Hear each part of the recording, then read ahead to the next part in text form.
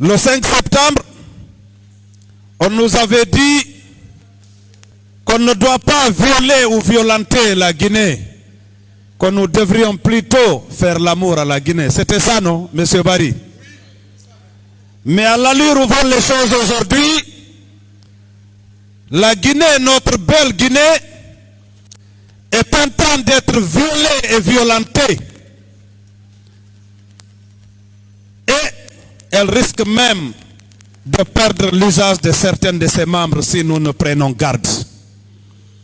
Parce qu'à l'allure où vont les choses, notre Guinée est en train de pleurer. Les cœurs sont en train de saigner.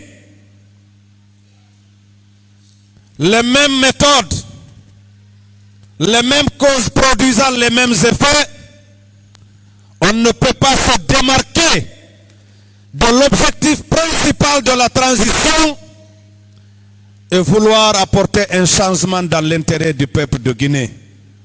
On se connaît dans ce pays-là.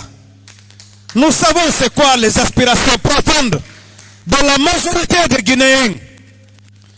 On ne peut pas penser, décider, agir à lieu et place du peuple et des acteurs et dire que nous voulons faire des bonnes choses pour notre pays.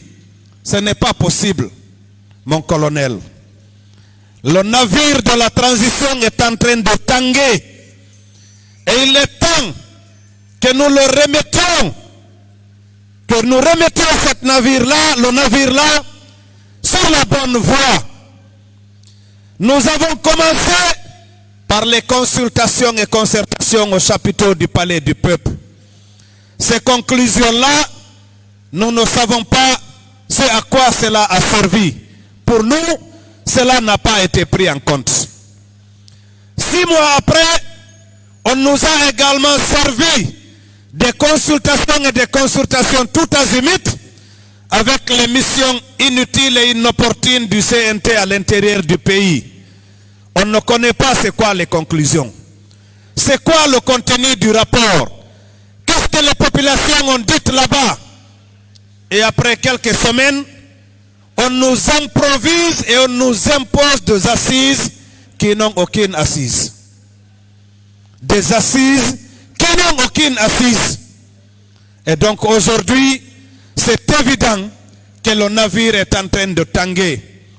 Les mêmes pratiques qui nous ont conduits au chaos et qui ont suscité le 5 septembre sont en train d'être répétées dans notre pays. Parce que ce qui risque d'arriver avec le refus de dialoguer, le refus de se concerter avec les acteurs majeurs de la vie nationale. Et pendant ce temps, ce à quoi nous sommes en train d'assister, c'est ce que moi j'appelle les méthodes dirigistes et centralisatrices.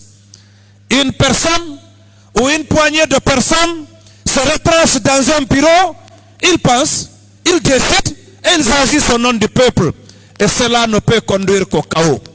C'est ce que nous avions connu de 58 à 84, la pensée unique. Il y a un groupe de personnes qui pensent à la place du peuple. Monsieur le président de la transition, mon colonel, la solution, elle est toute simple. Ouvrez le cadre de dialogue pour qu'il y ait concertation, que les acteurs majeurs de la vie nationale, les acteurs politiques, la société civile, les autres forces vives de la nation se retrouvent. Avec vous, CNRD, gouvernement, qu'on s'entende sur les fondamentaux de la transition pour ne pas répéter les erreurs du passé. C'est dans un cadre de concertation qu'on devrait discuter pour savoir est-ce que c'est opportun d'avoir des assises ou pas. On ne se lève pas un beau matin en imposant des assises au peuple de Guinée. Est-ce qu'on en a besoin? C'est quoi les assises? C'est quoi l'étendue des thématiques qui seront traitées par les assises? Nous allons aborder la situation de la Guinée de 58 à 2022, ou bien c'est de 84 à 2022, ou bien c'est de 2010 à 2022. Il appartenait aux forces vives de la nation de se concerter pour savoir si c'était nécessaire d'avoir des assises nationales.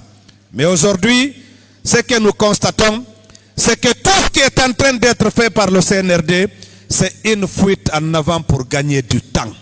Pour rester et encore rester. Mais la patience du peuple a des limites. La patience du peuple a des limites. Pour ne pas qu'on arrive au scénario passé, qu'on recommence les arrestations arbitraires, qu'on recommence les emprisonnements fantaisistes, qu'on recommence les descentes musclées dans les quartiers, qui ne feront que conduire le pays vers le chaos. Nous invitons le colonel de revoir sa copie. De revoir la copie par rapport à la conduite de la transition. Parce que, comme je le dis, nous allons bientôt arriver à la croisée de chemin. La CEDEAO a donné un ultimatum jusqu'au 25 avril. Et nous aussi, nous mettrons ce temps à profit pour remobiliser nos structures, sensibiliser les militants, sensibiliser les populations pour qu'au-delà du 25 avril, que nous nous mobilisions afin de faire respecter l'exigence du peuple de Guinée.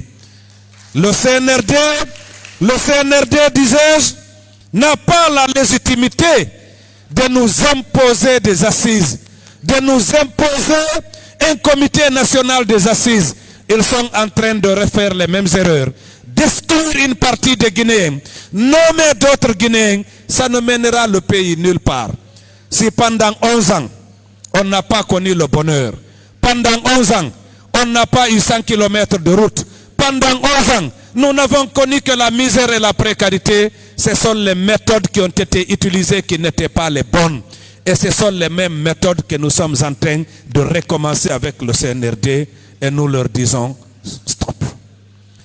Vive le